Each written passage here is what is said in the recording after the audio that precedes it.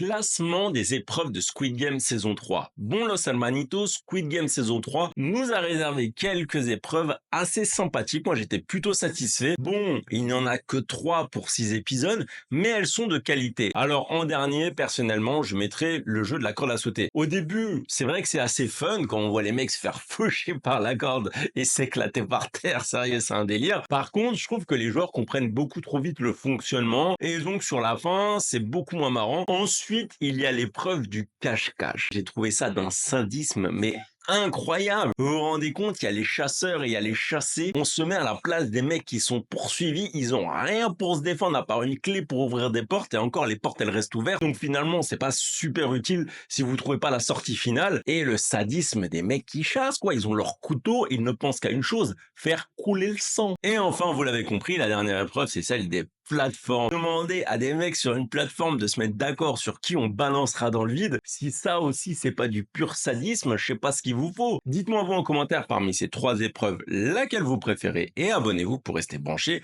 à Univers Squid Game.